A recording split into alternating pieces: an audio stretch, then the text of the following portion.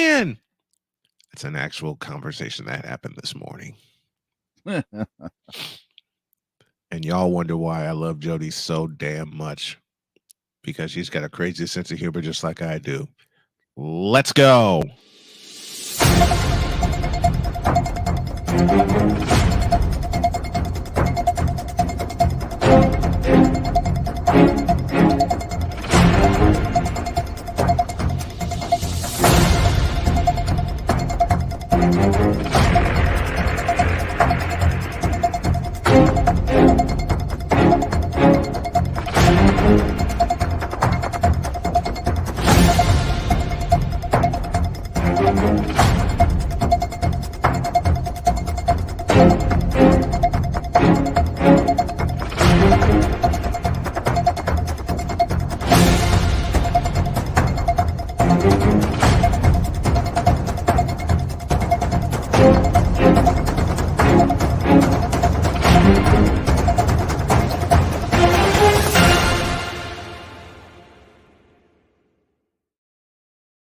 Can't do it. We'll do it live. Do it live! I'll write it and we'll do it live! Mister, will you please wake up, wake up, wake up, wake up, wake up?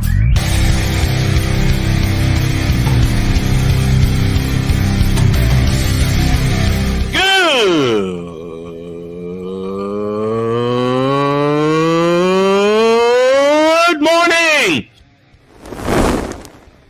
Snowman here to all you Brock Purdy and San Francisco 49er haters. Shut up!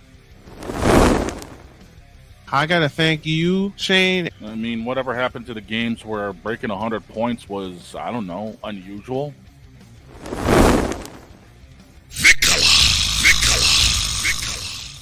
There was one word to sum up the All-Star weekend. Trays. Cause we take this job so serious. Splash Brothers, yes. Ray Allen, replace him with Steve Kerr. Reggie Miller, yeah.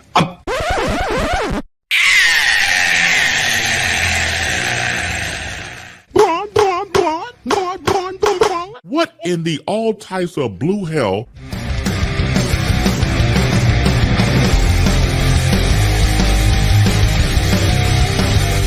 Oh, yeah!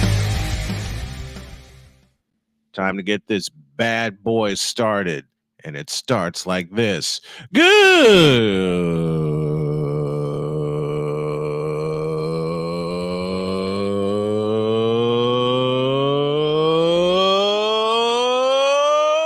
morning.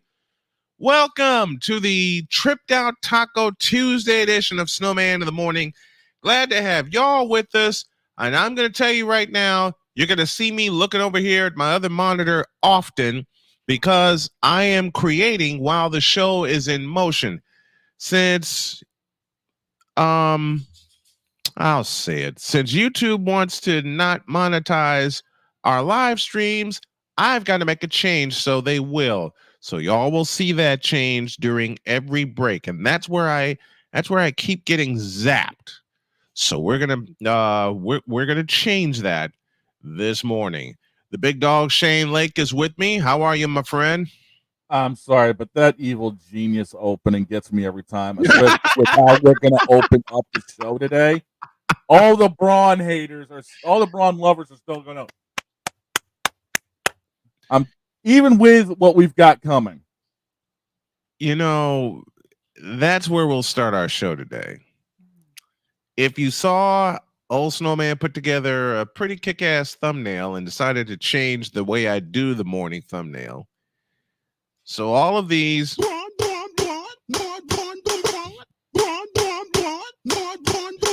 think that they have a wonderful coach coming. Well, as I said in the thumbnail and in our pre-show, dear Lakers, thanks, but no thanks. Signed, Dan Hurley. Mm-hmm. Nah. Good. And I can't say I blame him for not wanting to be a part of that train wreck. You know, and it's a train wreck. You know, It's BGS a said it. major The one. Lakers are a mess. Jeannie Buss is running them into the ground. Oh, did I say that aloud? Jeannie should sell off, to be honest. She won't. No, because it's She legacy kicked, of. she kicked the brothers out, and they didn't know what the hell they were doing.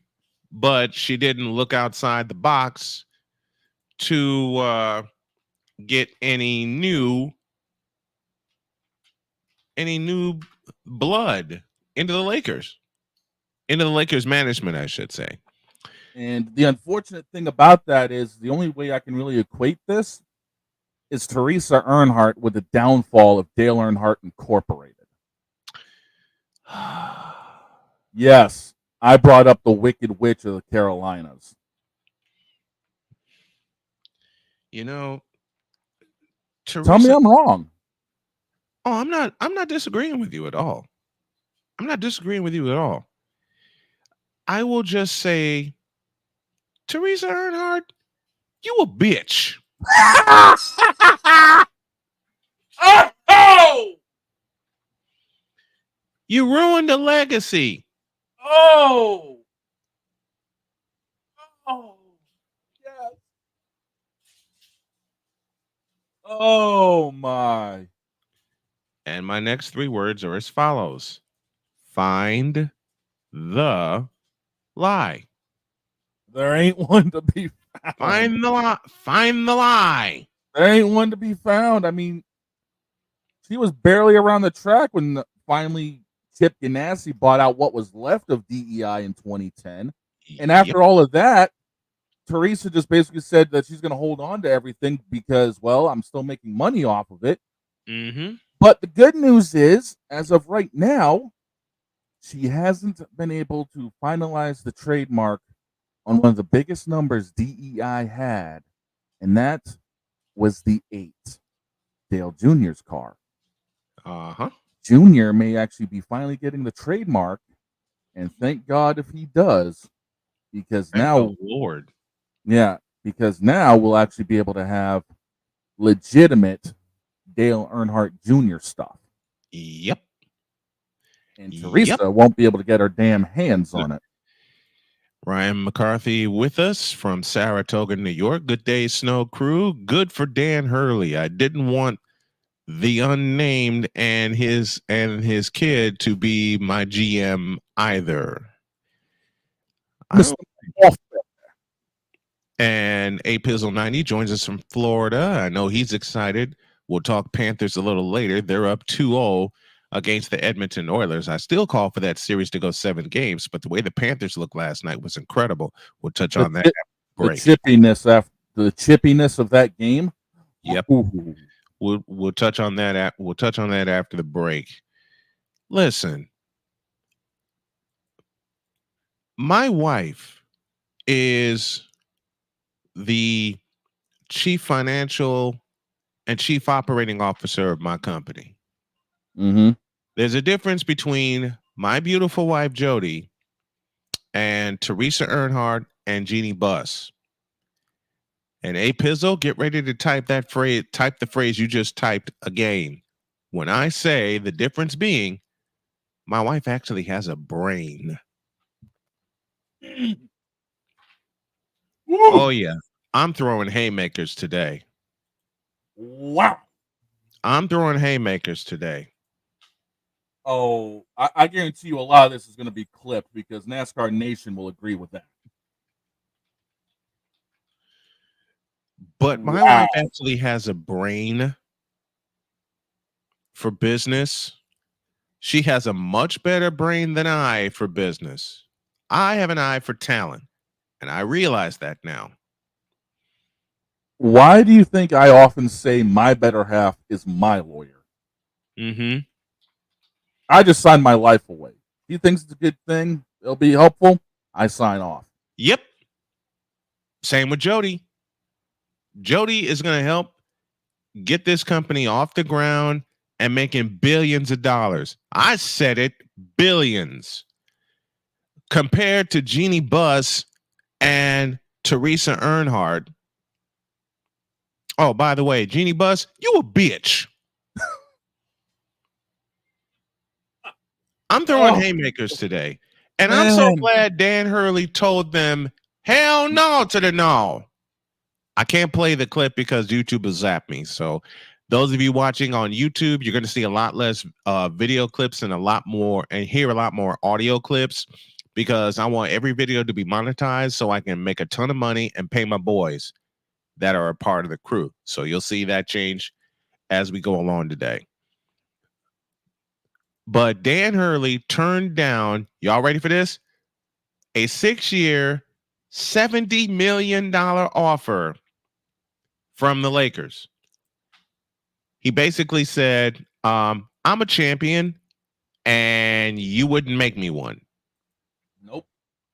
Not the way that team is put together right now, not the way they've had bad luck with coaches, because ever since the greatest one left, they ain't had a coach longer than 2 years. Nope. And no. And hail to the no. No, and no. Period. Hey, Pizzle, where are you? And Since Phil Jackson left, the Lakers have been in the toilet. Yep. And after LeBron showed up, the plunger got pushed down to make him stay there. And the only coach that has led them to a championship in Frank Vogel to the bubble championship, which I feel shouldn't count. Bubble. Right? Find the lie. No, you're not wrong. Find the lie. That's all I got to say. Find the lie. You're definitely not wrong. And with all that being done, their best candidate to be the head coach said, no. Yeah, that's a giant case of no thanks. I'm good here. It's a case of thanks, but no thanks. Because he really, I can play this one. He really didn't want to deal with this. This moment of bronze sexual stupidity is brought to you by Hooked on Bronix. When you start talking like an idiotic bronze sexual, Hooked on Bronix can set you right. Call 1-800-YO-KANG. Real LJPN. Now approve all this. I mean, not wrong. Because yes, LeBron, it is you, dude. Wait. You cued me and I wasn't ready. We'll do it together. I'll take the first half. You take the second half. Why did Dan Hurley turn down the Lakers offer? Yes, LeBron, it is you. It has always been you. It always will be you forever and ever. And the congregation rises and says, Amen. Amen. That's the first time I've done that. It won't be the last time. It will not be the last time. Again, it's the fact that the team is such a train wreck and the ownership doesn't recognize how bad of a train wreck it is. Nope. One championship. It's been a train. Look, let's just call a spade, okay? It's been a train wreck since LeBron got there in 2018. Period. Pretty much. I said it. It's been a train wreck since 2018. If y'all don't like how I'm saying it, oh, the well. I mean, you're not wrong. Mm-hmm. And let's just actually be legit about it. The team's been a train wreck since Kobe retired. True. That will be 2016. True. And the wheels started to fall off after Phil Jackson left. Man, the wheels started falling off when Shaquille O'Neal left. I mean, granted, Kobe got them 2 more titles. But look at the I will grant you that. He got them 2 more titles. I will grant you that. But seriously, were they really the strength of the 01 to 03 Lakers? Of the 2000 to 2002, 2003 Lakers? Were they really strong like that? Even with Kobe? Kobe's team that won 2 championships were more of a finesse team. The when they won with Shaquille O'Neal, it was power. It was power. It was power. So that's the versatility of Kobe, having to win 2 different ways. Look at what Michael had to deal with. Oh yeah. Those 2 three-peats were done with 2 different teams. Yep. Yeah, sure. There were some of the same pieces that crossed over, but the first three-peat was a power team. Horace Grant, Scottie Pippen, Bill Cartwright at center, Will Perdue backing him up. The second three-peat was more of a finesse team, but it was still a lot of the power mixed in. Dennis Rodman, Luke Longley, Tony Kukoc, Judd Bushler, and of course Steve Kerr. Steve Kerr. Pippen was around for that too. Yep. Here's a list of LeBron's coaches: Mike Brown, Bernie Bickerstaff, Mike D'Antoni, Byron Scott. Oh, these are Laker coaches. I beg your pardon. Luke Walton, Frank Vogel, Darvin Ham, and Darvin Ham's returning to the Bucks to work under Doc Rivers. I'm sorry, Darvin. And I think one of those coaches listed only lasted 5 games. Yeah. Yeah. And I think it was Bernie Bickerstaff. I think it was. 3 coaches are post Phil Jackson. Bingo. Walton, Frank Vogel, Darvin Ham. They're all post Phil Jackson. They're all post Phil Jackson. So what do you do in a situation like that? Right? What do you do in a situation like that? Who's out there that wants to take the job? I would not do it. I just wouldn't. No. I mean, it's too much of a blank headache. It's too much of a headache, man. There ain't enough of this in the world to help me take that job either. Oh, no. Oh, no. I feel bad for whoever is going to end up being the conductor of that train wreck. Because you have to deal with LeBron first and foremost. Let's call a spade a spade. That's even if he returns next season. You know what? I'm willing to bet you. Just because Dan Hurley's not going to be the coach that actually going to put a foot in LeBron's ass to actually play hard. LeBron returns to LA. Yes. LeBron doesn't want to be coached. Period. LeBron wants to be general manager. Exactly. LeBron wants to be GM. And we all know that he, with the contract he has, he's going to have a huge say in this behind the scenes. Yep. There's no question about it. And that's the problem is Jeannie Buss is letting the inmate run the asylum. Yep. She is just sitting back on her ass. With the money that the Lakers are making. Right? I mean, it doesn't matter. Money. It doesn't matter how bad the team is. They're still selling the house. It's a sellout all the time because they're in Los Angeles. They're in the heart of Los Angeles. Okay? Let me repeat that. Jersey sales are through the roof. I mean, mainly because it is LeBron. Oh, God. And, I mean, there have been a few AD3 appearances in jersey sales, but still. Yep. Point being, all the merchandise in the house is selling, even if the team is pure and utter garbage. Bull. Yeah. They're garbage. They're garbage. Call a spade a spade. They're garbage. But yet again, because it's in the heart of Los Angeles, because all the celebrities show up to Laker games, including Jack Nicholson, God only knows why. Loyalty. Yeah. Loyalty. But look at every time the Lakers are on ESPN or whatever, look how many celebrities are featured. Yeah. That's why.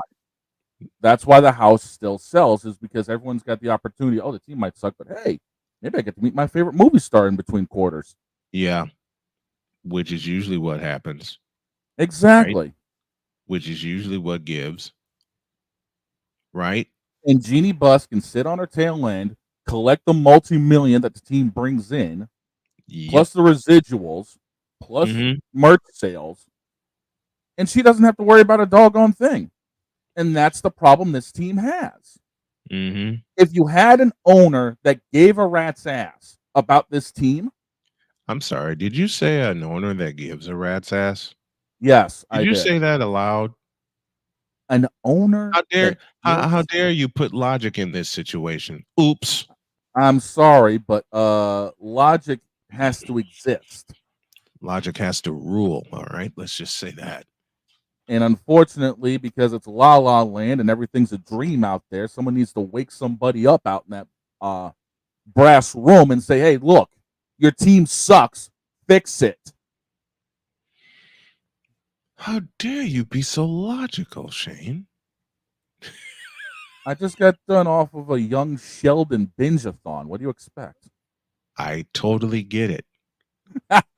Why do you think I'm old school to my heart when it comes to what I view? Look, Why do I've you been think watching I'm the so league. I know you're as old school as I.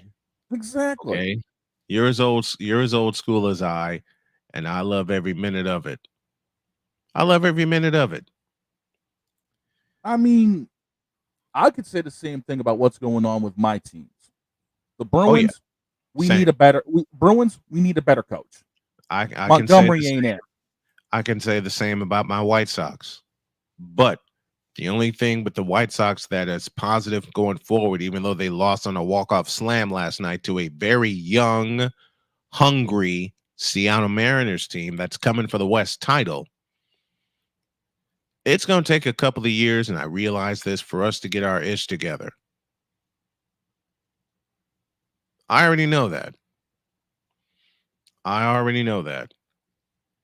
And you have to figure that it's going to take a bit. Now, for these Laker fans, and I use the word fan very loosely.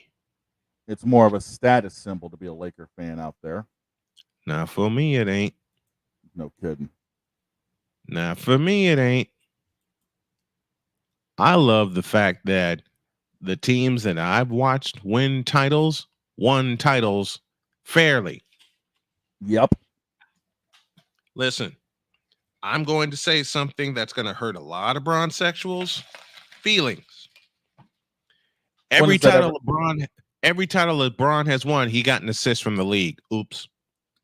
I was about to say, when has that ever stopped you from saying anything, dude? I will say it again.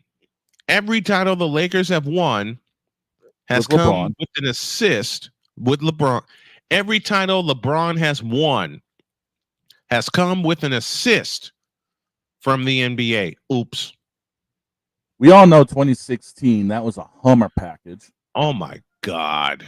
2020 was the bubble. That was a stretch limo package, man.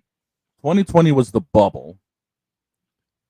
And had they not run in and effectively run over Denver, you know what saved the Lakers in that series?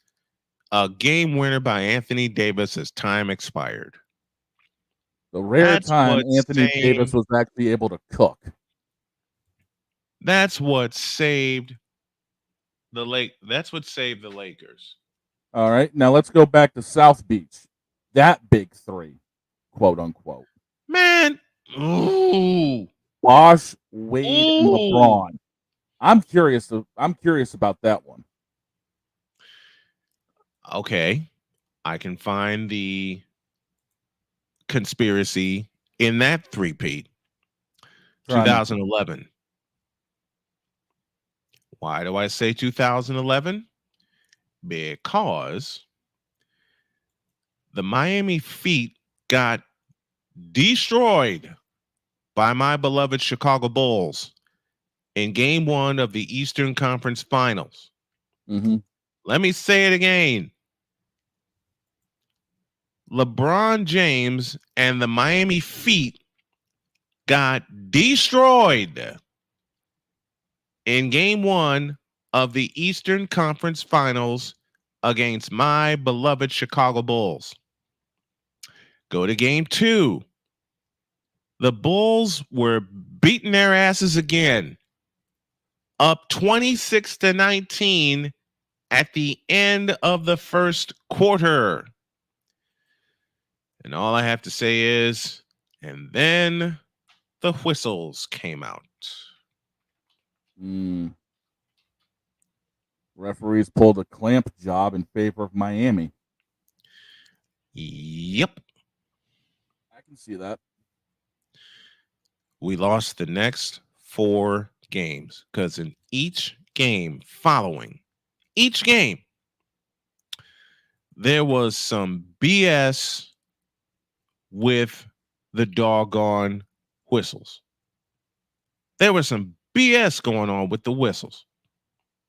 And my question to you, my brother, is as follows. Why are we surprised? Why are we not surprised? That true. That too. Let's take a break. And we're going to do breaks a little bit differently while I'm constructing something here. I probably won't get the full construction done until after the show. That is fine. We're going to pause for a few minutes. And when y'all get back, we're going to talk some baseball. Yes, America's sport, baseball. A reminder, do not forget to subscribe on YouTube for exclusive content, interviews, and more. Go to the Snowman in the Morning YouTube page. We will be back. The possibility of lung cancer can be pretty scary, especially if you're one of approximately 8 million current or former smokers at high risk. That's why SaveByTheScan.org wants you to know that now there's a breakthrough low-dose CT scan that can detect lung cancer early, and it only takes 60 seconds. You stop smoking, now start screening. For an easy quiz to see if you're eligible, visit SaveByTheScan.org. It could save your life. SaveByTheScan.org is brought to you by the American Lung Association's Lung Force Initiative and the Ad Council. Adopt US Kids presents What to Expect When You're Expecting. A teenager. Learning the lingo. Today I'm going to help parents translate teen slang. Now, when a teen says something is on fleek, it's exactly like saying, that's rad. It simply means that something is awesome or cool. Another one is totes. It's exactly like saying, totally, just shorter. As in, I totes love going to the mall with Becca. Another word you might hear is jelly. Jelly is a shorter, better way to say jealous. As in, Chloe, I am like so jelly of your unicorn phone case. You don't have to speak teen to be a perfect parent. Thousands of teens in foster care will think you're, rad, just the same. To learn more, visit adoptuskids.org. A public service announcement brought to you by the U.S. Department of Health and Human Services, Adopt U.S. Kids, and the Ad Council. Adopt U.S. Kids presents What to Expect When You're Expecting. A teenager. Learning the lingo. Today I'm going to help parents translate teen slang. Now, when a teen says something is on fleek, it's exactly like saying, that's rad. It simply means that something is awesome or cool. Another one is totes. It's exactly like saying, totally, just shorter. As in, I totes love going to the mall with Becca. Another word you might hear is jelly. Jelly is a shorter, better way to say jealous. As in, Chloe, I am like so jelly of your unicorn phone case. You don't have to speak teen to be a perfect parent. Thousands of teens in foster care will think you're, rad, just the same. To learn more, visit adoptuskids.org. A public service announcement brought to you by the U.S. Department of Health and Human Services, Adopt U.S. Kids, and the Ad Council. I love this song! I love nachos. Loving everything? You might be buzzed. You know what I'd love? A ride when it's time to head out. If you see a buzzed warning sign, call for a ride when it's time to go home. Buzz driving is drunk driving. A message from NHTSA and the Ad Council. All right. Back here on Snowman in the Morning. We got a little bit of advancement on how we're going to do breaks from now on. Speaking of from now on, I have a surprise for our guests. And while I'm in the process, dang it, Sorry about that, folks. I Work in progress, everybody. yes, work in progress. Dag nabbit. Hold on a minute. Shane, do me a favor. Take the floor real quick with your thoughts on Dan Hurley. I'll be back in a moment. Well, honestly, I am glad he said no to LA because UConn needs to have Dan around. They have a shot for a three-peat now. They've already got the camps going. They've already got the practices going.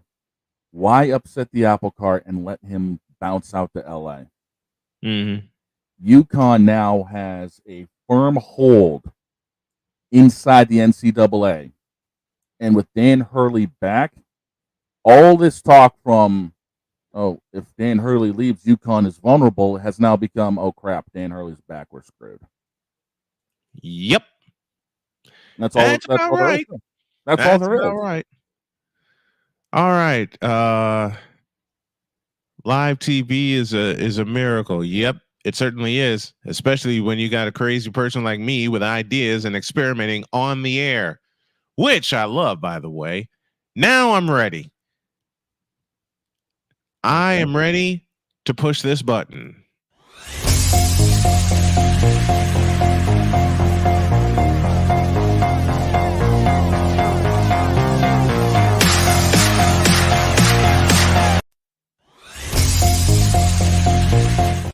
Time to go from the stretch with Jason DeCanio. What's going on, my friend? How are you? Good morning, troops. And it's June 11th, 2024, the second week. The summer is here, and I am happy to announce I am 40 and a half pounds down. That's wonderful. Yes, sir. 40 pounds down wonderful. In 28 weeks. And I jumped Let's on the go, scale. baby. I jumped on the scale yesterday, and I saw 5.5 pounds down, and I'm like, oh my God. What a way to go. I can't doesn't it make it, isn't it fun though? It feels great. I look great. I'm telling you, my face looks like it's just shrinking. Yeah. My Imagine, I felt the same way when I came out of the hospital after my cancer surgery to find out the first number of my weight is no longer a 3. It's a 2. It's a 2. And mine is now a 2. I'm at 293 and a half for the first time in almost, I would say, 5 years. I'm under 300 pounds. It's great. Hell yeah, brother. I still have to get some of my weight down because I've been in a wheelchair for the past 6 months and healing from a toe amputation. But doggone it, my first number is a 2 as far as my weight goes. And I love every single moment of it, man. You know, you could be confined to anything and it wouldn't matter. You still can belt out the voice. The voice never dies, my friend. So just keep on belting. Doesn't matter.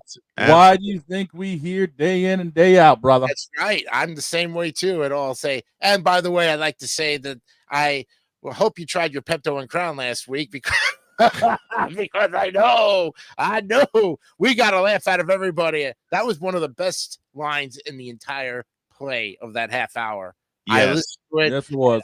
Like I got to listen. The Pepto and Crown stays. Yeah, that's exactly. I'm going to make a graphic out of that. The Pepto and Crown stays. That's Next right. thing you know, that's going to turn into a T-shirt. Speaking of Pepto, you know, for the store, you know, that's right, for your merchandise. Speaking of Pepto and Crown, when I met with Jason this weekend, he said, "You gotta let me have the floor with the Pepto and Crown with what I'm going to talk about." And my next question to him was it Mets? Is it Mets related? And he dropped his head. And I said, "Yeah, it's Mets related." So Mets related. Let's go all the way there, dude. I mean, I know, and this is with a clear admission. I know my White Sox stink right now. Yeah. Okay. I know they stink, but in a couple of years, they're going to get their act together. Oh yeah. All right. They will bounce back. I would like to say that about the New York Mets, but I'm seeing nothing to fulfill that prophecy. What the hell is going on, man? Well, first of all, I'd like to say we split the series in London, but first of all, with the Mets record, why the hell were they even in London? They're not worthy to be in London. The Phillies, yes. The Phillies, yes. Phillies have the best record Phillies have the best record in baseball. So do the Yankees, and it should have been a Phillies-Yankees London matchup. Which is a World Series, which is going to be a World Series preview, by the way. Exactly. And this is what I say to anyone out there, that the new rule should be, if you have the best record in any sport, East, West, National, North, West, or South, then you can go out and beyond. But if you got a record like the Mets, you don't deserve it. And that's where the Jets, and to make an analogy, I don't like that. And the Jet, why would they put the Jets out there in London and during football season? The Jets. Why would they put the Jacksonville Jaguars out there in London? Really? Come on. You're sending doofy teams out there. Send the Kansas City Chiefs, send the 49ers. You got your weekend. And you got it with everybody happy, because you know what's going to happen. We said last week, 49ers and the Chiefs. But doofy teams, insert New England Patriots here. Yeah, this would make the teams like the Mets work even harder to try to get the best record in baseball to go to London. Privilege. But this was all just another one of those things. And we were lucky to take 1 out of 2 games, but look, we took a road game. Another road game. Dude, we're even haunted in Citi Field when we go away from Citi Field, like in London, and put on the Mets home uniforms. It stinks. Pinstripes plague us. Wearing the black or the blue most of the time now from here on out. Yeah, but as long as we've got that Mets logo on it instead of New York, we lose. Have you noticed? Our road record is better than our home record. Yep. I'm looking at this and breaking it down, and even the very critics out there, even the very professionals, say they can't win at Citi Field. There is something about Citi Field that haunts these New York Mets. Can you agree with that? I agree with that. Totally. I think so. Yeah. And I think maybe they need to bring back Shea Stadium. Man, Shea Stadium was a cathedral. I know. Shea Stadium was a cathedral.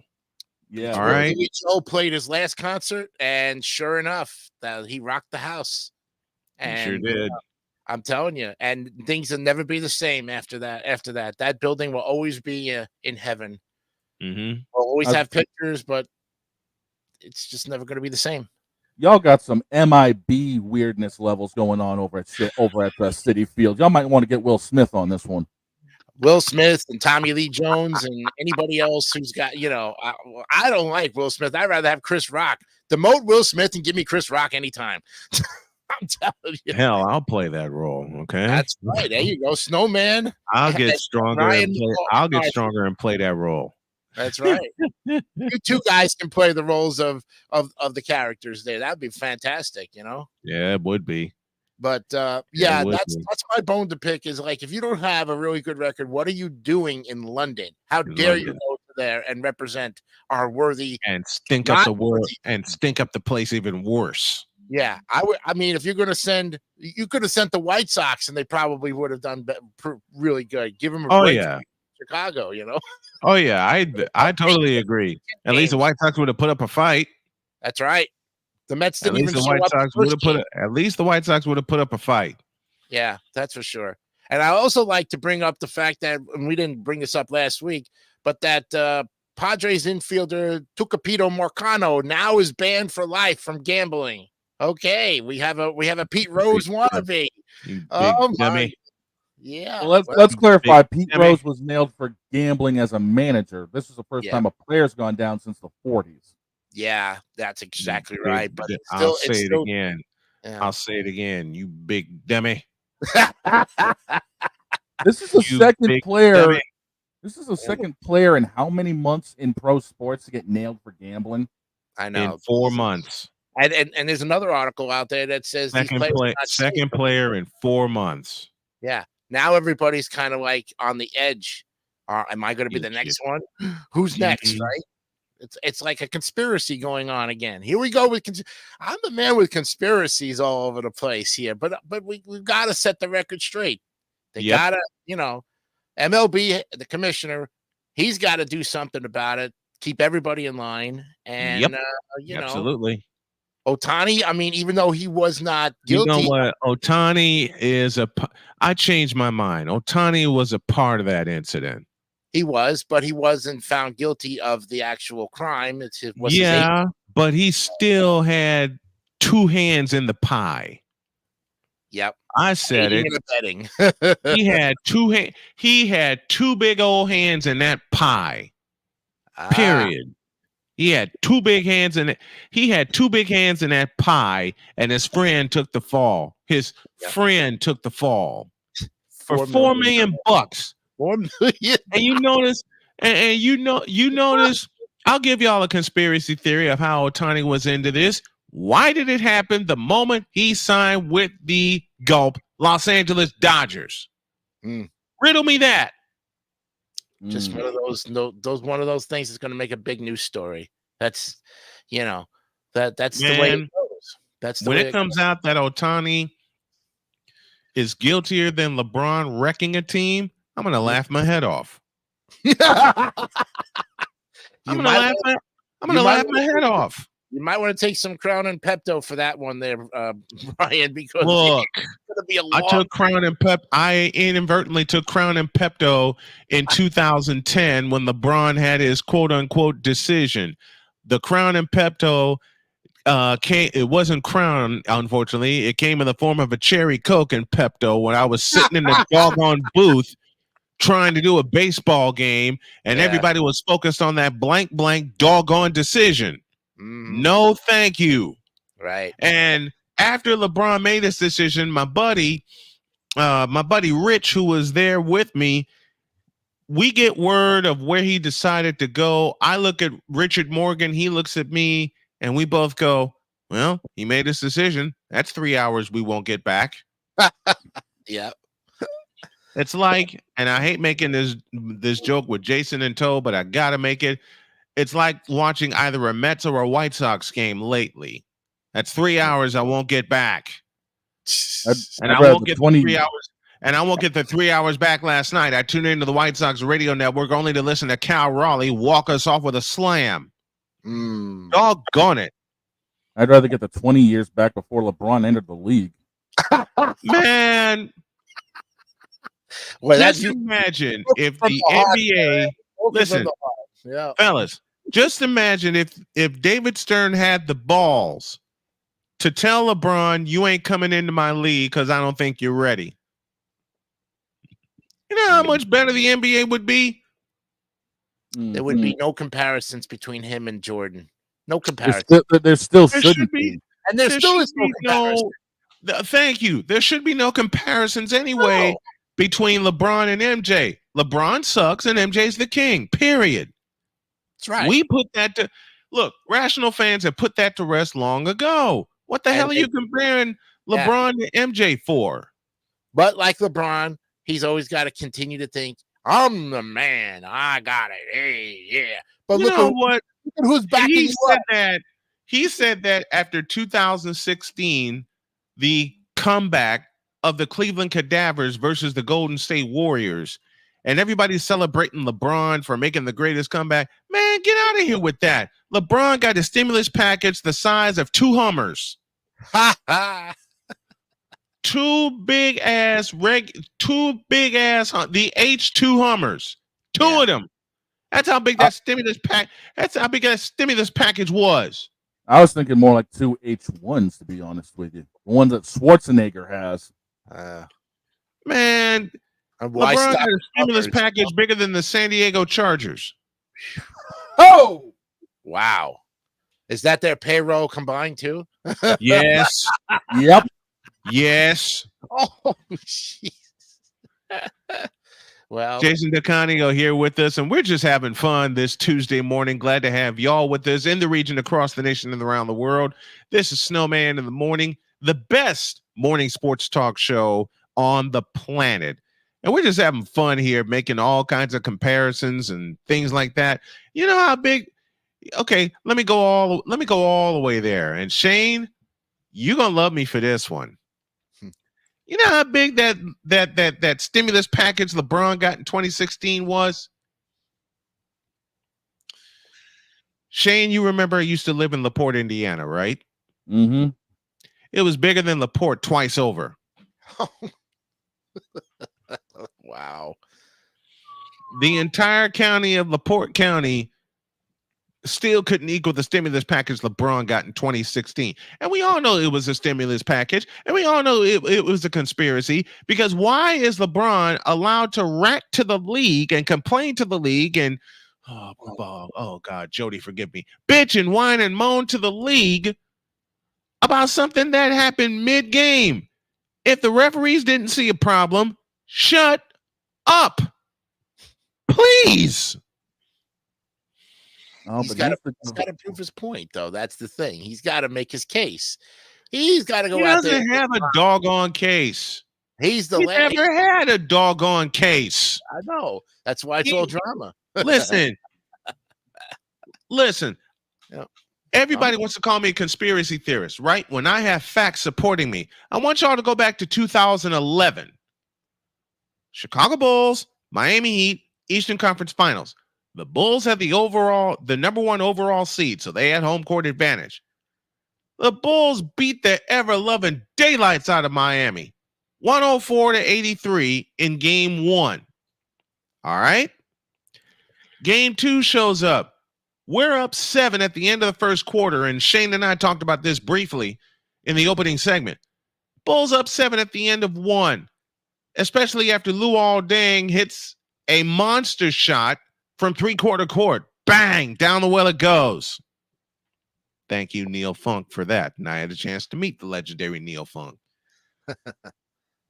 Then the whistles came out for every game after that. Game 2, somehow Miami wipes out a 7-point lead, wins that one. Game 3 in Miami, Derrick Rose crunches one over a 6'10" guy, and I can't remember his name, but somehow Miami won that. Game 4, same thing. And then came game 5 in Chicago.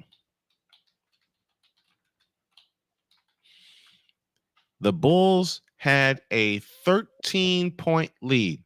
13. Then the whistle started again. We lose game 3, 96-85 after holding a lead in that game. Lose game 4, 101-93. And then miraculously, the Heat come back and beat the Bulls in game 5, 83-80. You can't tell me the referees were not in tow and involved in the Royal Chicago Bulls screw job. Joel Anthony is the fellow I was thinking of that Derrick Rose dunked over. Man, get out of here with that. Just goes to show you how the refs are just calling every little touch and poke and prong in the playoffs, and they let them play in the regular season. Let them play in the playoffs. I guarantee you. You ever notice how the game is so slowed down in the playoffs? Yep.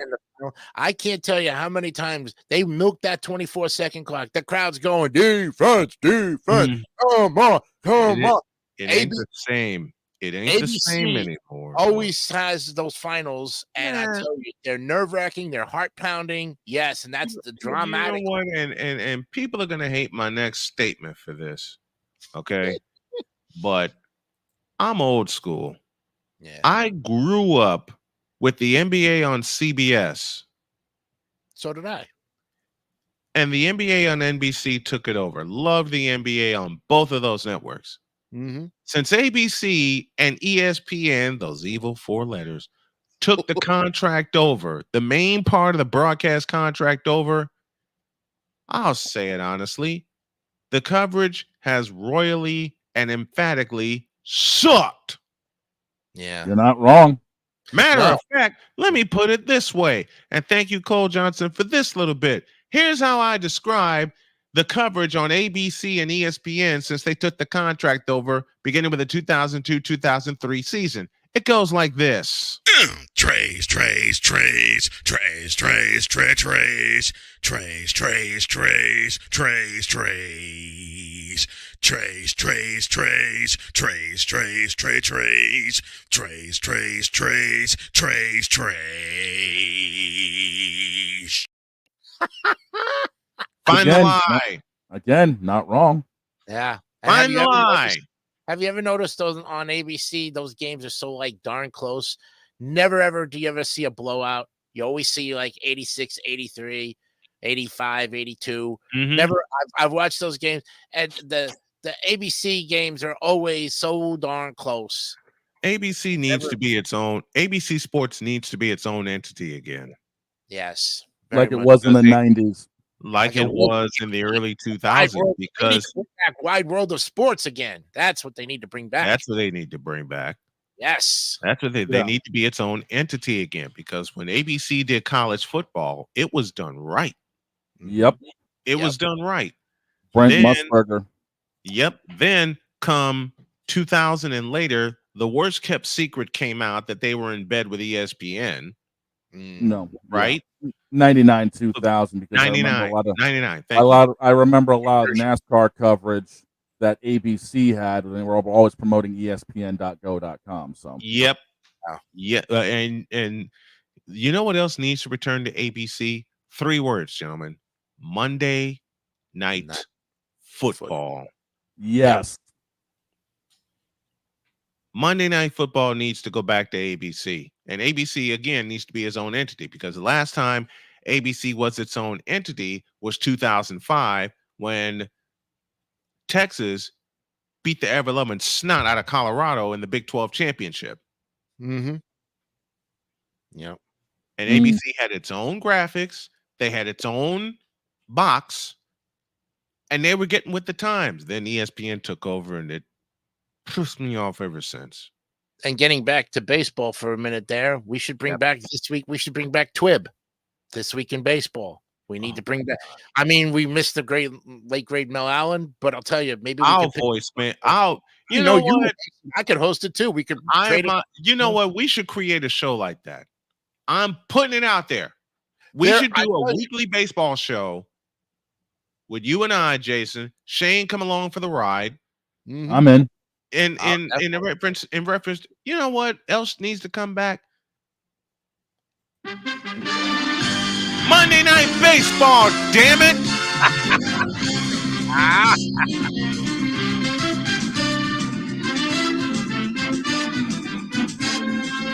Get that disco ball going, baby. Yep. The greatest teams of all, the 70s and 80s sports teams. That's it.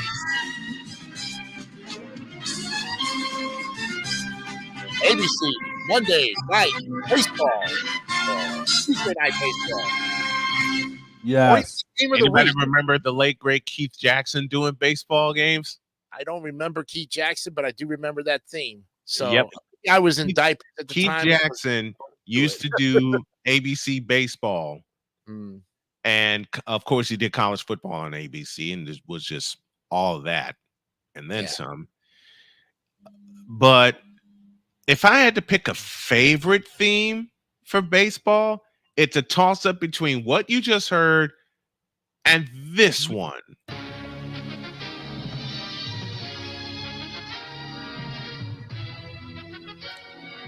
This is Saturday afternoon baseball on NBC. NBC had some very good game of the week baseball. Yeah, they did. I will honestly say I love this theme right here. It was on a Saturday, and you didn't know who was playing. Most of the time, it was the Reds and the Cardinals. Anything involving the Cardinals. Yeah, but it was an all-red baseball game. Yes. Yes. Cardinals, red helmets, red uniforms. You knew who was playing. And if the Cardinals were on the road, they wore those sky blue uniforms. I love it. Phillies was the same way, too. Yep. With their sky blue. The sky blue. You know who needs to come back with their sky blue uniforms? You know where I'm going. The Montreal Expos. Yes. Yes. We need to bring the Montreal Expos back. Canada needs at least one more team with Toronto Blue Jays. They need Montreal, or bring back. I mean, Montreal. you got the Blue Jays playing in the Sky Dome, aka the Rogers Center. Right. Build a stadium in Montreal and bring back the Expos. Bring back the Expos. Now the what do you call it? The theme song to Twib is called Gathering Crowds, and it's out there for everybody to listen to. We use it all the time. I use it. It's a great little theme. And if you cut it just enough, Does it sound like this? No, that's the jackpot theme for that's the opening. That's the opening. I think this is what you're looking for. That's Gathering Crowds. Yes, sir. That takes me back. That is Mel Allen in its true form, folks. You heard it right here on Snowman in the Morning. Let me do. All right, my tribute to Mel Allen. That's all for now, folks. See you next week on This Week in Baseball. Yes. Twib. Everybody knew what like that. If you didn't know what Twib was, you were pretty much not a baseball fan.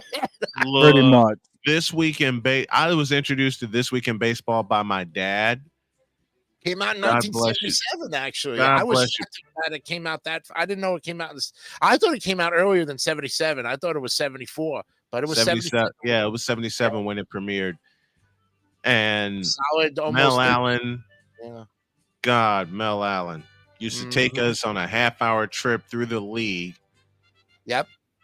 And they would highlight almost every team of a specific player or a team or something that you would never thought. It wasn't the guys belting out 40 home runs and all those. These guys were doing something crazy on the field. I don't know. Yep. Like it was stolen bases. Yeah. Because one year I watched in '83 when the White Sox were winning the American League West Division, Rudy Law was highlighted.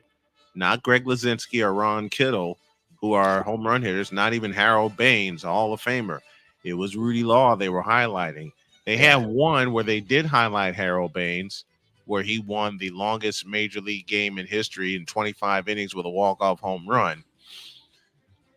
I used to close my morning show with this.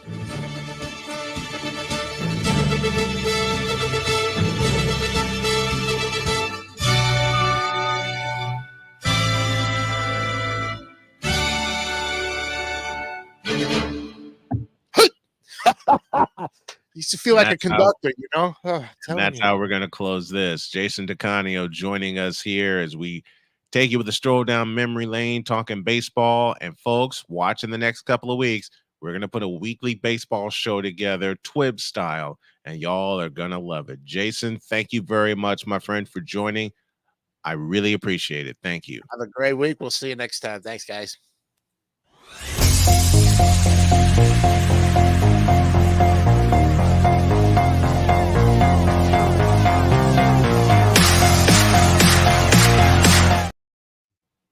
How fun was that? Man, talking about those vintage themes. When Droid and I were doing the NASCAR races at the start of this year, we used the old ESPN Speed World theme. Nice. From the early 90s till they basically ran out of NASCAR coverage originally in the 2000s. Right. And that's how you knew something was brewing, was when you heard that, whether it was NHRA, NASCAR, kart, whatever. You heard that something big was brewing. Oh yeah. You gotta love it though. Oh yeah, you do. You hear any of these classic themes, whether it's the NBA on NBC theme originally. Yes. You hear the soft music of the Masters on CBS. Anything that is identifiable in the lexicon of America now when it comes to sports themes for shows. Yeah. The moment you hear it, your head instantly turns. And you instantly remember what that was like. Yeah. You instantly remember it. Speaking of instantly remembering something, you mentioned a theme that I love very dearly. And where is that doggone thing? Oh, yeah. It sounds like this.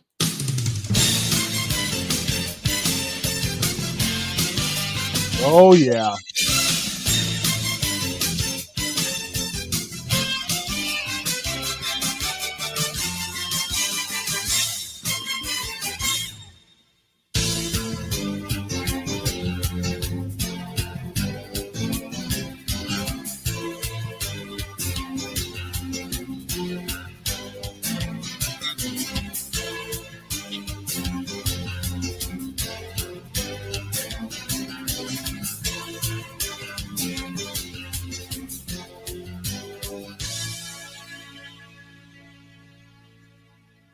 How often did we hear shortly after that first introduction?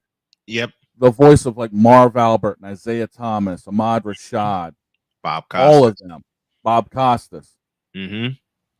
Yeah. My first thought hearing that, again, I got to go back to what we were talking about, 1998, The Pose. Oh, here you go.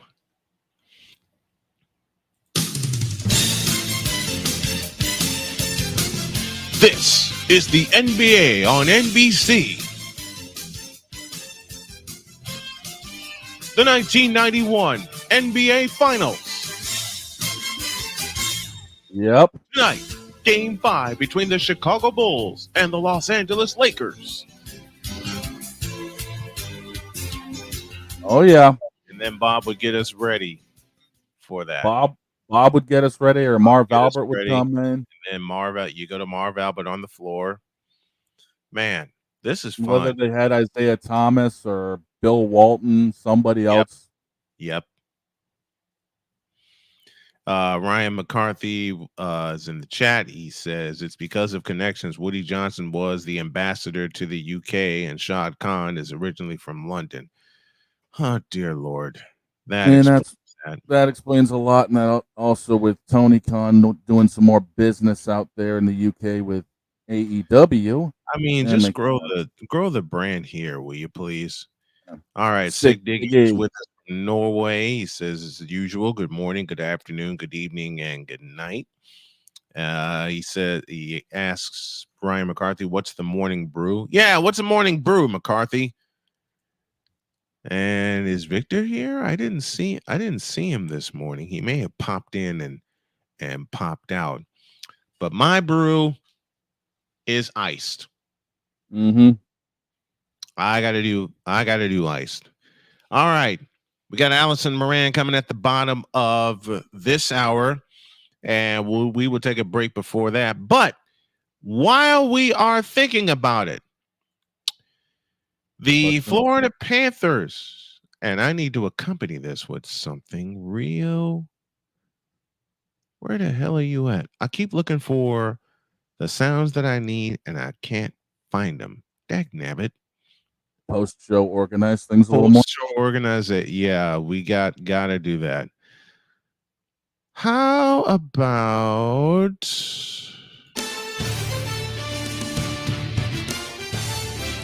little NHL on ABC for you as we take you through what happened in Game 2 last night in Florida. The Panthers win 4-1, and they lead 2-0, and an early contestant for the Conn Smythe Trophy for Florida has got to be Sergei Bobrovsky. Oh, Bob has been on his head this playoff. He's got to be the early competitor, the early candidate for what's going to be a unanimous Conn Smythe Trophy. He's been a brick. How do you describe it? He's been a brick wall. Yeah, he has been. And the interesting thing about this game, besides the absolute chippiness, and I got a feeling we're going to see a suspension or two after all that's said and done. Oh yeah, is the fact that this time Florida outshot Edmonton. Yes. Usually it's the other way around, and Florida was more precise in game 1.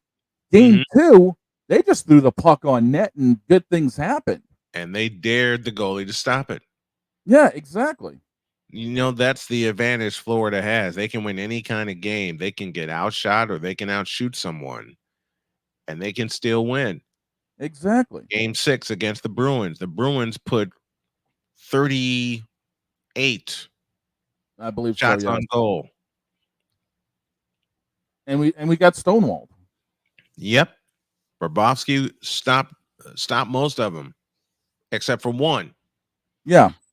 He stopped 37 shots. It's 37 to 38 shots. Yep. That's why he's the early contender for the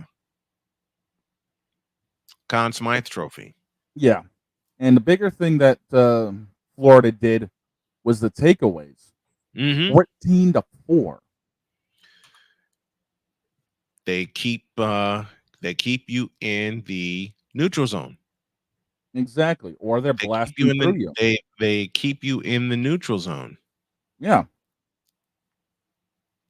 Now, granted, they had the one power play goal, but looking through the stat sheet, what's the one power play goal against a defense that keeps you in the neutral zone? Yeah.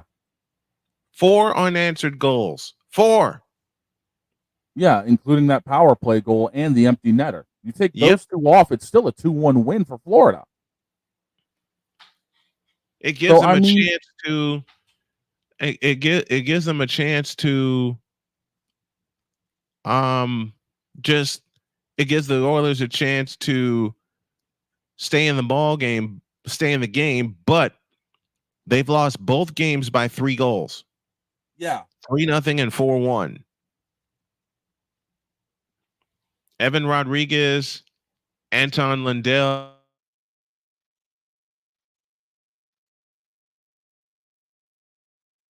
Team last night in 19 shots. Yeah. 18.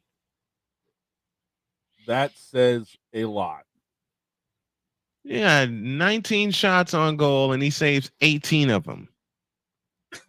Exactly. Game 3 is Thursday night in Alberta, and they are going to be louder than hell. Oh, yeah, they are. They're going to be louder than hell. Look, this is the first time the Oilers have played for the Stanley Cup. Ryan, help me. Since 2006. Mm-hmm. I want to say since 2006. And my biggest question for Edmonton is, where the hell is Connor McDavid? Where has he been? Shut out. 29 shots for the Panthers, 19 for Edmonton, 37 hits for Florida, 30 for Edmonton, only 12 penalty minutes for the Florida Panthers. 12. Yeah, and that, again, look at the other side of the coin, 45 for Edmonton. And it's because of that chippiness and those excessive hits. Yep. That I've got a feeling that game 3 is going to be a little bit different lineup-wise for Edmonton. Edmonton 0 for 4 on the power play. Florida 1 for 6 on the power play last night. Yeah. 14 takeaways for Florida, as you mentioned. 14. Edmonton only at 4. That says everything right there. Yep. They went full press all game long, and Edmonton could not keep up with it. No, they could not. Game 3, Thursday night in Edmonton. And that is an 8 o'clock game. 8 p.m. 8 p.m. face-off. Thank you. I'm in basketball mode trying to talk hockey. What the hell's wrong with me? If you ask the world, a black man talking hockey, what the hell's wrong with the picture to begin with? Yeah. Ask me if I give 2/5 of a half of a damn. Nope. And that will be my next t-shirt coming out today. Nice. We talked about that idea. Yeah, we did. My friend James, who is one of my marketers. Jedi! What's going on, kid? Yo, Jedi, what's popping? Jedi was in my stream last night when I did a live version of the Brian Snow Show, Ask Me Anything. I'm going to do it again tonight, and then that'll start at 7. I'm going to roll into a guest at 8 p.m., and we're going to have a whole bunch of fun breaking down some stuff with the WNBA. Matter of fact, let's take a break and talk about some of the records. I forwarded you the article, my friend, on the WNBA business booming in the month of May, and yet there are some people that still want to see the WNBA fail. More to the point, they want to see one person in the WNBA fail. Why is that? I wonder who that exactly. I wonder who that is. Let's take a break. We'll talk about all of that. And then we have the token female at the bottom of the hour, my good friend Allison Moran. And boy, she is loaded with some good stuff this week. I can't wait. Neither can I. We'll be back.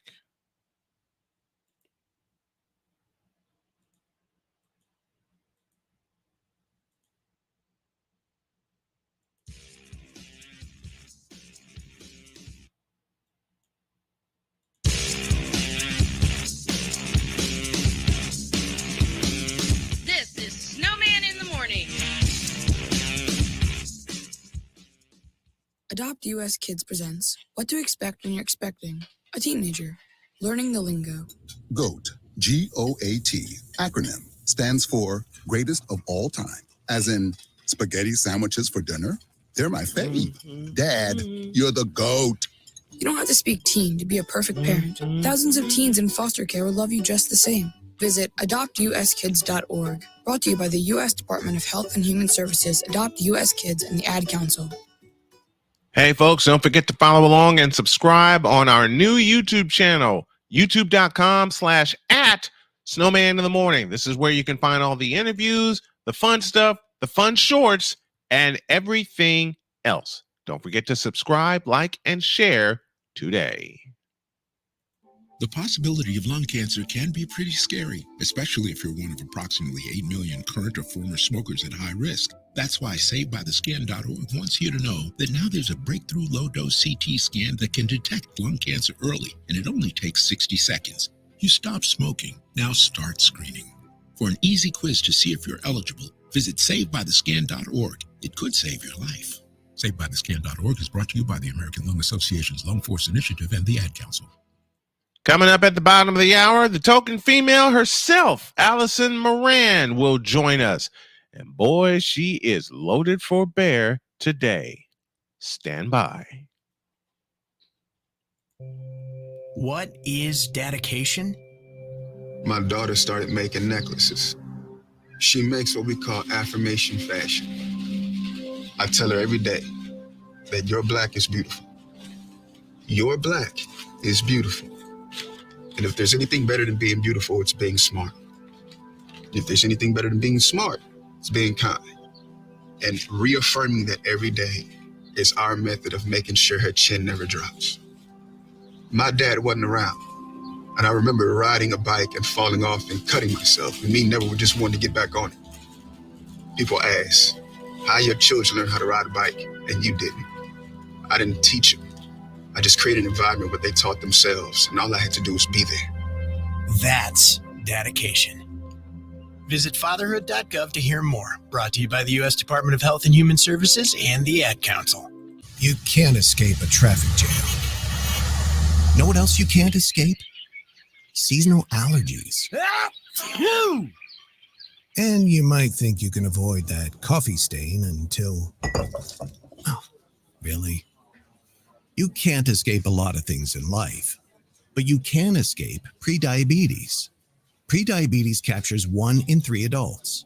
There are usually no signs of prediabetes. In fact, most people don't even know they have it. But with early diagnosis, you can change the outcome and prevent or delay type 2 diabetes. Take action by taking the 1-minute risk test at doihaveprediabetes.org. You might not be able to escape having this song stuck in your head, but you can escape prediabetes. Go to doihaveprediabetes.org today. Brought to you by the Ad Council and the Centers for Disease Control and Prevention. You took the first step and quit smoking, but even former smokers may still be at risk for lung cancer. That's why SaveByTheScan.org wants you to know about a new low-dose CT scan that can detect lung cancer early. It takes only 60 seconds and could save your life. You took the first step, now take the next. Visit SaveByTheScan.org for a simple quiz to see if you're eligible and talk to your doctor about screening. SaveByTheScan.org is brought to you by the American Lung Association's Lung Force Initiative and the Ad Council. Estos son los sonidos de una cena. Una cena que... Adopt US Kids presents What to Expect When You're Expecting. A teenager. Learning the lingo. Today, I'm going to help parents translate teen slang. Now, when a teen says something is on fleek, it's exactly like saying, that's rad. It simply means that something is awesome or cool. Another one is totes. It's exactly like saying, totally, just shorter. As in, I totes love going to the mall with Becca. Another word you might hear is jelly.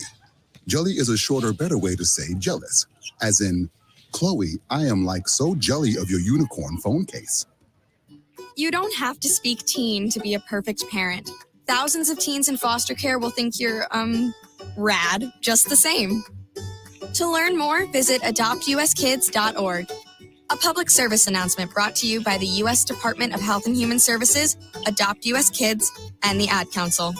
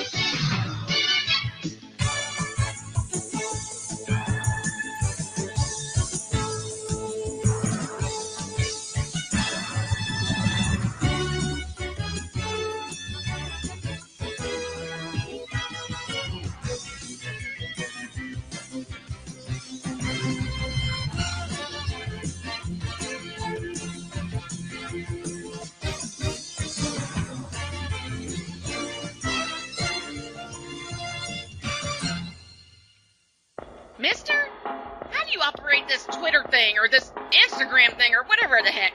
You're supposed to know all this stuff. Anyway, welcome back to the show. I forgot to say a big welcome to the folks at KSOS in Salem, Oregon. Why? There's a very important button I forgot to push. Well, it's pushed now. General Draco, I am sorry, my brother. I forgot. Simply put, I forgot to push the button. I had everything queued up here when we got started, but I forgot to push the button. Doggone it. All right. You should have the feed now. Yeah, General Draco, you should have the feed now. We will get this straightened out, and I'll have it automatically pushed in tomorrow morning. All right. To the WNBA we go, and we got the token female coming in about 10 minutes. So let's lead to the water. Business is booming in the WNBA, man. Yeah, it is. It's up a lot. Yeah, and a lot of it has to do with how big this rookie class has been. Uh-huh.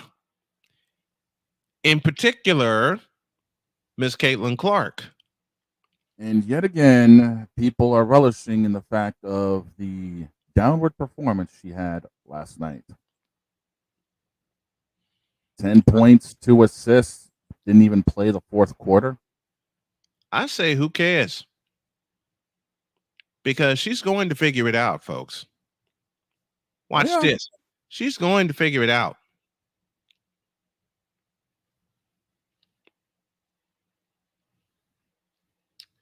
She's going to figure it out.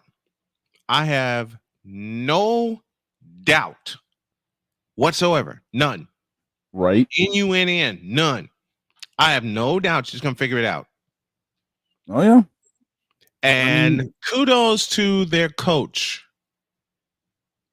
Christy Sides, for going completely off on the team. Yeah. And using a word that they haven't shown a lot of. Effort. Yeah, that team has been flat the first handfuls of games this year. Mm-hmm. Now, I don't know if it's just because of the fact of, hey, we've got the number 1 pick. Maybe things will, spark up. You can't rely on one gun if you're trying to end up winning a championship. Exactly. And many people are calling for Coach Christy Sides' head. I don't think so. No. I don't think that's necessary. You can only coach what your players give you. Exactly. And if the players aren't giving you the effort, you're kind of stuck. Yeah, you're stuck. Absolutely. You're stuck. Thank you for saying it. Say it again. Say it again. For those in the back of the garden. For those in the back of the garden, the original Boston Garden, the Spectrum in Philadelphia, the Fabulous Forum in Inglewood, California, of course, my old barn, Chicago Stadium, and let's throw in Oracle Arena in Oakland, California. Shane said this. Do it. You can only coach what the players give you. If they don't give you effort, you are stuck. Mm-hmm. Bada bing. Bullseye. That's that. Hey, inhabitants of the Madison Square Garden, you listening? The world's most famous arena. Sick Diggy has a question for you. He says, "What's with your mic?" I like it. I like it too, but I like this one. It's an RGB thing. I got the colors rotating. Yeah. I can actually change the colors out throughout, but I just like it rotating for the show. Yeah. It's kind of the person. I like this. I like this one that I have. And thank you, Cole Johnson, for this. And he just sent me the theme song that he used for the opening. I'm going to be evil and do a lot of editing today. Oh, boy. And you're going to be a part of it. Yeah. Uh-huh. You know how I get this real stupid idea? You know what? Sick Diggy has a perfect comment, and it reads like this. Clark has dues to pay. True. But the players are trying to make her pay with a high interest. Very true. Yeah. Plain and simple. Very true. Very true. They're trying to make her pay with a high interest. Yes, she has a lot of work to do. I said that up front. Hell, the person who said it before me was Diana Taurasi. Yep. Diana Taurasi said it, and I find no lies in her statement that reality is going to be a bitch. Yeah, but unfortunately, the problem is you can only get so much blood out of a turnip before things start going south. Yep. And all the older players in the league are really trying to rattle her to the point where, the turnip's going to end up dry. Why don't I say something that is going to piss a lot of fans off? Oh, boy. But I'm going to go ahead and say it anyway. Again, when has that ever stopped you?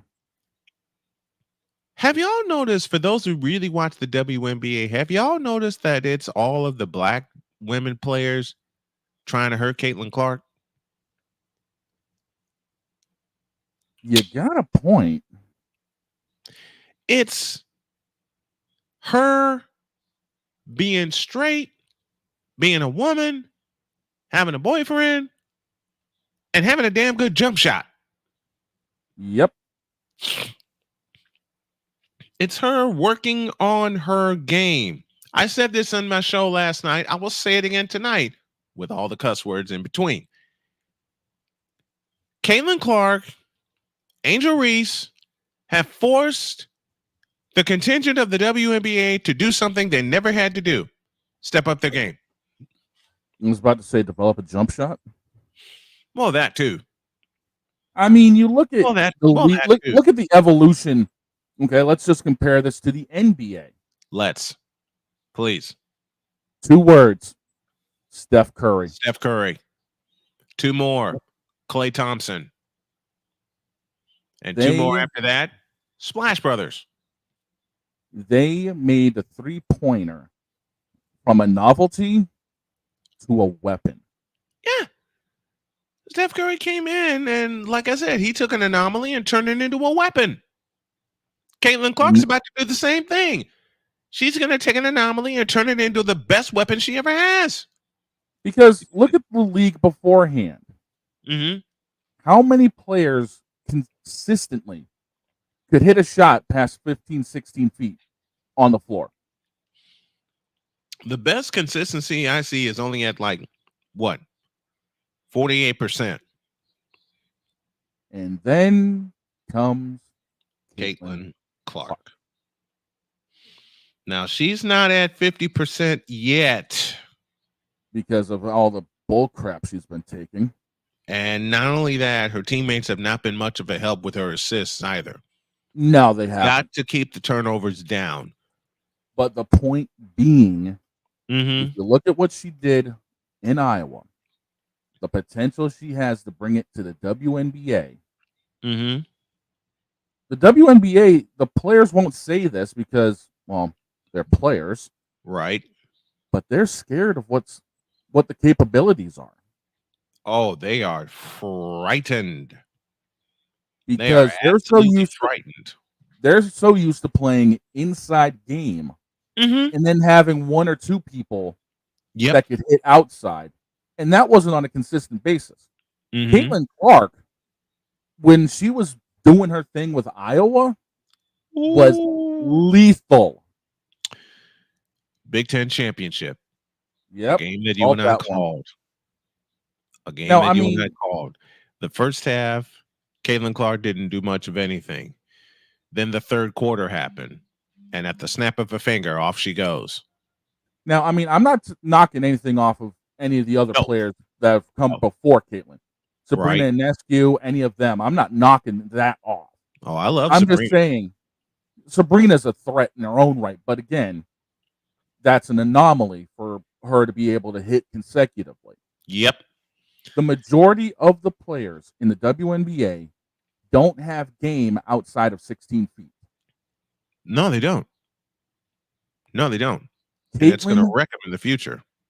Caitlin is going to be the one, alongside of people like Sabrina, alongside of everyone else who's got that lethal shot, to turn the WNBA into an outside-inside game. Yes. Yes, absolutely right. Well, why don't we get the words from one of our best friends and a woman who is very, very dear to me to the point where we have revived her blog and turned it into a segment on our show, which you can see, which the segment of which you can see on our new YouTube page of Snowman in the Morning, as well as this one. Do me a favor, folks. I want you to help me welcome the lovely Allison Moran, aka the Token Female, and she is here with us right now. Good morning, Allie. How are you? Good morning, Brian, and tell me your name. That's Shane in the middle. Hi, Shane. It's great to see both of you. Was listening to say it again. The dog. I was here last week. Just didn't see Oh, me. you're the dog. Yes, I remember. I love you anyway. So don't let my boyfriend. What you got for us? All right, my dear. What you got leading off for us? Oh, well, I was going to be talking about this big outcry that everybody was making about Caitlin Clark being left off the women's team going to Paris this year. First of all, massive there was and still is today, even at the announcement was made a few days ago. There are three reasons why Caitlin was left off. Number one, and I think this was significant overall, she's still developing her defensive game. Yep. And to go up against these European players, I mean, hell, I'm predicting the USA will take gold for the eighth time. They're gonna wipe them out. They're gonna wipe it. They have the roster in place that they need. Yes. All right. Not only is Caitlin, and I back up your statement with this one that I said yesterday. Caitlin Clark is not only developing her defensive game as well as her offensive game. There's one desperate thing that she needed. Rest. Yes. 11 games in 20 days to welcome her to the WNBA. And I mean, that's a hell of a lot. And for her production level at this point, offensively, it is. I agree. It's a great thing. I had two other reasons as well. The second reason was the absolute plethora of talent that is, for all we know, playing in their last couple of Olympian games, like Diana Taurasi, like Brittany Griner, like Alyssa Thomas. All of them. Although we did say that about Diana 4 years ago as well, didn't we? And she just keeps defying the odds. So doesn't she? Diana just keeps defying the odds, and pretty soon Caitlin Clark's going to do the same thing. She just needs time to cook and really get perfected. So I'm not mad at this decision. My main reason is, like I said a moment ago, she needs the rest. She needs the time to rest. She does, and to work on her defense. Yes. So, and I think the final reason is that they really needed to have much more, not only in defense but in playing international competition. They needed those individuals who have gone up, played in Europe over the course of the seasons. And, so they know these people because they played with them on the WNBA off season. So there's every reason why you're going to see Caitlin Clark 4 years from now, maybe taking Taurasi's place, maybe taking someone else's place on the roster who's been retired and enjoying a lovely life outside of the WNBA. And so you'll definitely see her in 2028, but it's barring any disaster or freakish injury. But here's another scenario for you. Do you remember back to 2008 when Becky Hammon was left off of the USA roster when it played for Team Russia and developed a whole new set of controversies for, I remember. Now, this is entirely possible that some other team, some other international team will decide to invite her. Who knows what Team Slovakia is going to do? We don't know. I mean, I noticed today on the social media that they were talking about. There's a petition up to get her on Team Canada. So, did you guys see that too? I saw that. I saw that. Oh yeah. Why not? That'd be fine by me. But I think that she would be better served by having that rest during the Olympic break. I think that I don't think that she would be better served by trying to help Team Canada to, if they equal Becky Hammon's deal, it'll be a bronze or something like that. I don't see that. I don't see that, but it's entirely possible that could happen. But in the meantime, let's just let Caitlin be Caitlin. She has got enough issues right now, and I think giving her time to rest and giving her time to work on her defense is the best gift that the WNBA could give her right now. It is. It is. Yeah. So she needs it because she has been playing ball since last fall when we had the crossover at Kinnick. Yes. That drew a record 55,000 fans in Kinnick Stadium. In Kinnick Stadium. And the wildest part about it, she has been playing consistently from that day to now. Yeah. The only time off she has had is from the end of her season to the draft. And after Which the was draft a month?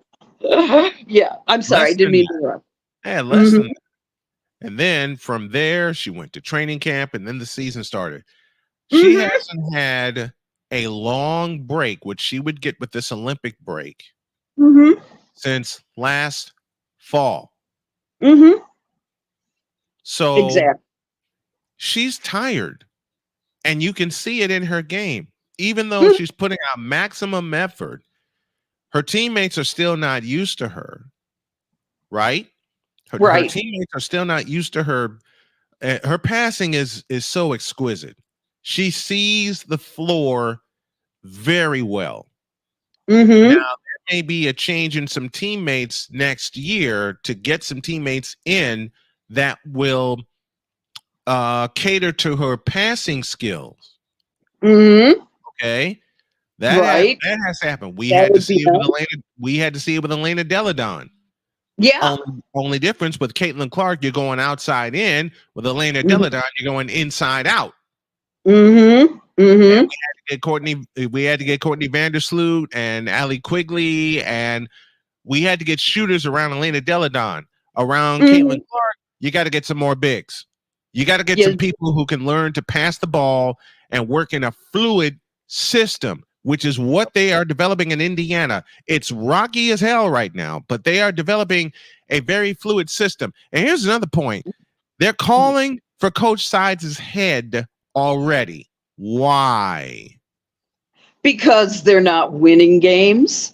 That's the first thing. The second thing is that with Caitlin, she's called on so much to do she's called on to do so many different things that there's also a fear that they're overusing her, and so and also they really what I've seen in the outcry has been that that she just doesn't know how to manage a good thing, and I disagree with that. I do too. Yeah. And I think that they are definitely going to have some further conversation about it. Say if by the All-Star break you're not going, they're still at 2-15 or whatever it is before the Olympic break. Excuse me. I would say then that if they cannot either bring in another good solid defensive player, somebody to kind of protect Caitlin Clark, then you will definitely see a head roll. And I'm sorry for Christy Sides. She was a big part of the 2014 Chicago Sky team. She was an assistant there that lost to the Phoenix Mercury in the WNBA finals. But she was very solid as a coach at that time. But I think that she will definitely I think that she'll definitely have a situation where if she doesn't find a way to get more defense on the Indiana Fever, she will be out. Allison Moran joining us here, the token female, talking all things women's sports, which is going to be the new focus of Snowman Multimedia. So hang around for that. Speaking of women's sports, a record was set at Wrigley Field, was it not? Yeah, it sure was. Oh, this was fabulous. The Chicago Red Stars, for the uninformed and uninitiated, where you've been the last 15 years, they had a record turnout at Wrigley Field for and their record attendance, get this, 35,038. Wow. 35,038. Now, the previous record was 34,130 fans when Megan Rapinoe retired from the Seattle Reign. That was the record. They didn't just take over Wrigley Field. The Red Stars took over Wrigleyville. And did you get a chance to get around there? I did. It was crazy. You thought Wrigley Field was crazy for a Cub game. For this event, Wrigley Field was bleeping nuts, and I loved it. That was the most fabulous. I mean, ever since I haven't seen that many people around Wrigley Field since the Cubs won the World Series. That's the truth. And they had the bars filled. They had the Gallagher Way filled. I mean, it was a whole event. And one of the reasons why Laura Ricketts did this event was to show other teams in the NWSL what's possible when one dreams very big. And they have the potential to do that. They've got a team in Kansas City. Let's take them to Kansas City. Let's take them to Orlando. Put them in Disney World. For God's sakes, it'll be fun. Then you could do all kinds of other types of events like this, and it was the Red Stars that showed them the way. Now, I was sad about the score. 2-1 to the fledgling and very new Bay FC. But but the Red Stars also are still a pretty young team, and they still haven't gotten over their rebuild yet. They're still missing. They're still missing, I think, a substitute for Julie Ertz, and they're missing a substitute for a few others that have gone on and retired and gone on with their lives. I also have a question about their coach. I like their coach, but I have concerns that it's just the team isn't quite there yet. It's not, but they're still developing. We see that. Yeah, they are, and they'll be fine. I think they're going to. I think they're.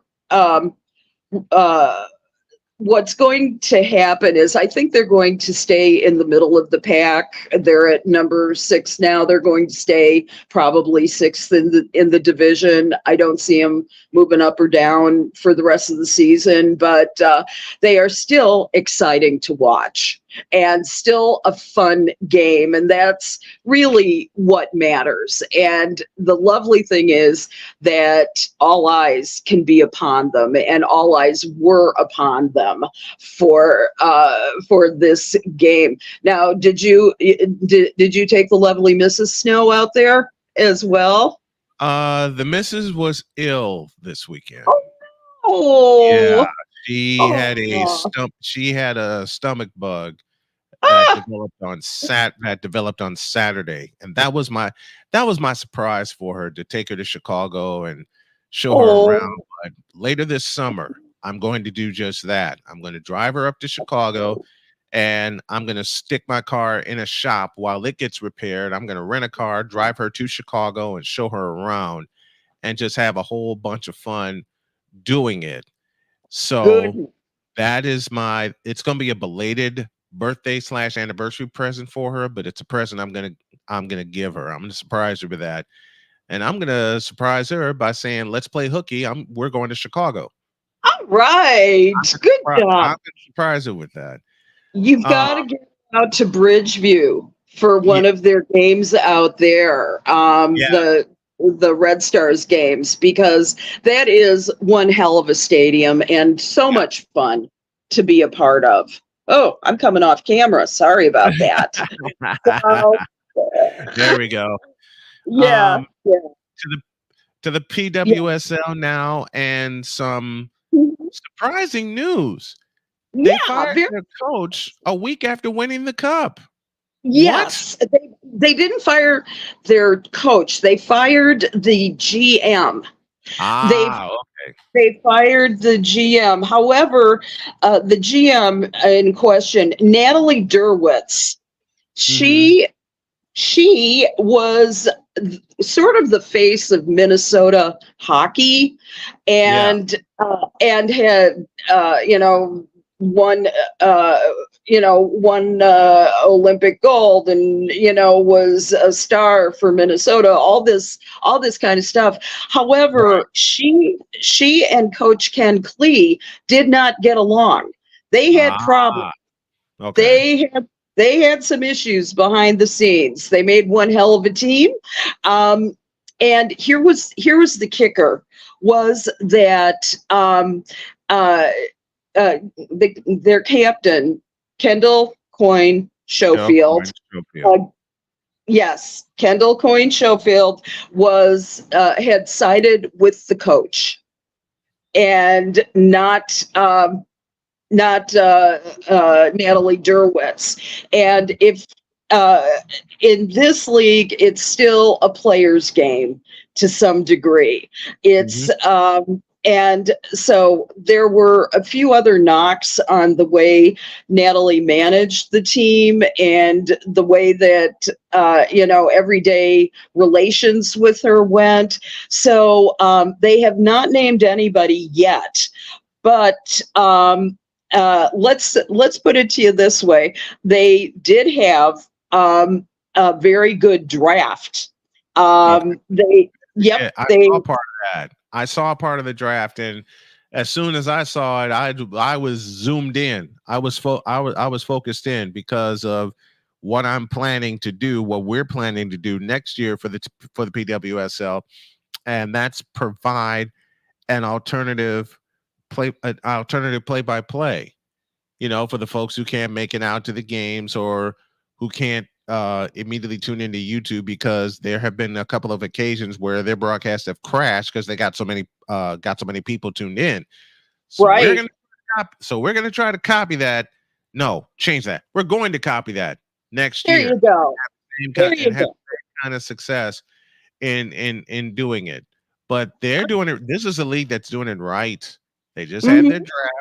Now they're going to have a little bit of a break, let the players get to know the coaches and everything throughout the summer, and then they drop the puck again next January, and we're going to be there for that. We're going to be there for that opening. Pretty awesome. It is awesome. I can't wait, Brian. You just tell me where you want me, and I am there. So I am more than happy to be a part of that as well, even though you haven't asked me yet formally, but I'm sure you would. So look, the question's already out there for you. All right? Oh, good. Oh, I'm happy. It's already there, and it's an invite that I'd love to have you as my broadcast partner. Of course, I'm there. Trust me. I am so there. I did want to mention a couple of other things about the draft. Minnesota picked well. They picked Claire Thompson, a defender from Princeton, in first round of the draft. She won an Olympic medal with Team Canada. So she was great. However, they can't stay out of controversy, Brian. No. This Minnesota team, did you hear about their second round draft pick? No, I didn't hear about that. Okay. The second round draft pick was Wisconsin Badger Britta Curl. Now, Britta Curl, if you read her social media, she's first of all, she's a strong forward, but on her social media, she said that she had made some reference to supporting a boycott of Target over their Pride merchandise. And so in a league that is, not all, but, as inclusive as most women's sports are, this is, yes, you want all voices in there, but but the voice has to be supportive of the other voices as well in order to make a real good team. You have to be able to defend properly. You have to be able to have each other's backs, and so it'll be interesting to see how she mixes in. She has also made comments regarding anti-transgender messages as well. Yeah, it's going to be a problem. And given that Minnesota is a relatively blue state, it's going to be interesting to see how the crowd accepts her. I think Good Play will probably forgive some of that, but she's probably going to be restricted in terms of what she puts up on social media and everything that she does. I think it's going to be very difficult for her to, find the league inclusive of exclusion. So. If they're smart, they'll end up restricting her on social media. Yep. They probably will. It'll be interesting though. But this is what also makes the league so interesting to watch. And in fact, all women's leagues so interesting to watch is how the social fabric of the country and the social fabric of who make up women's sports really plays out in the long run. Can we all get together and at least play sports like the Olympics has shown over the years? Yep. And or is it that we're going to have fighting in the streets or things like that? I mean, how greater a message of harmony than to get all of these players together, either here or at like Wrigley Field, for example. I know that there were plenty of South and Southwest siders there, and people from out town at the NWSL game. And all of them were rooting for the same thing, and that was for a great game. And because Red Stars generally average somewhere about 4,000 or 5,000 a game at SeatGeek Stadium, and so obviously a lot of them were curiosity tourists, people from other parts of the country, all those kinds of things. Yeah. And to fill 35,038 seats at Wrigley takes something. And all those people there paid at least $40 a seat. Yep. Very minimum. They had them. The money was made. And going back to the Minnesota story that you were talking about, you and I have known each other about 12 years, and we've worked together all 12 years. Yeah. My question to you is, I say often, where have we seen this before? Where have we seen this before? Where have we seen this before? Oh my God! What were we talking about at the top of the segment? The WNBA. How many times have we seen that? Yes. There. Yes, and we have seen people come together. We have seen people of all ilks, every walk of life come through, and that was formed in the tradition of the college basketball experience, where all come together. I remember being at so many different college tournaments, the NCAAs of this world, and watching like the Yukon Huskies traveling group come in, and to like Indianapolis or to St. Louis or to South Carolina, and just be, everybody was all together, and it was beautiful to watch all of that develop. And this I know is what's going to happen in the future as well, with more teams, play more sports, have more peace. That's what that's what I want. That's what I say. Say. And we got to go. Allison Moran joining us as she does every Tuesday. Catch her and the revival of the Token Female right here on Snowman in the Morning each and every Tuesday at the bottom of hour 2. Allison, thank you very much, my dear. We love you. We appreciate you.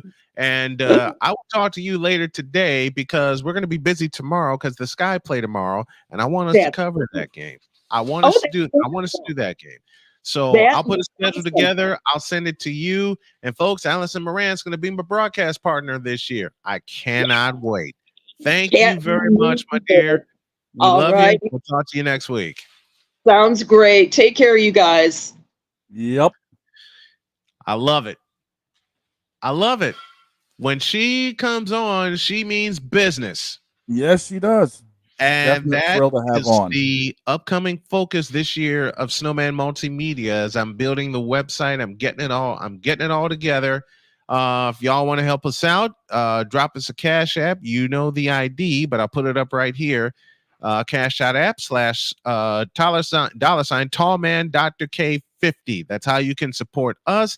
Support the YouTube channel, because we made some changes this morning. Want to try to get it monetized, and I want to make this my career. I do. I want to make this my career, doing play-by-play, doing my shows, and have people contribute that way. I already got my first payment coming, and I will go ahead and say it aloud. It's going to be about $150 coming. There you go. Let's do me a favor. And I know Allison is still listening. I love you, dear. And I want you to get the message out. Let's multiply that by 10 this month and make it a requirement for every month going forward. Let's multiply that by 10 and then multiply that payment by 10, up and up and up and up. I know we can get it done. Oh yeah. I know we can get it done. And we're going to get it done. And with what I got plans to do this weekend, the Brian Snow Show will come your way tonight, starting at 7 p.m. I got Maggie Thompson Under the Veil coming at 8 p.m. I'm going to talk about the sports side of the WNBA. She's going to do some psychoanalysis and get inside their heads as to why the hatred of Caitlin Clark persists. That's going to be a dangerous one right there. And I'm going to be in control of it, and I'm here for it. All right, scientists, let's do it. I'm absolutely here for it. That's 7 p.m. tonight. Special 2-hour edition of the Brian Snow Show live here on Snowman Multimedia. We got to go. Have a great day. God bless. Remember to make your next move your best move. And always remember, if your dreams don't scare you, they are simply not big enough. Dream big, do bigger. We certainly are. And we hope you all are too. And now I get to polish off this iced coffee. So long, everybody.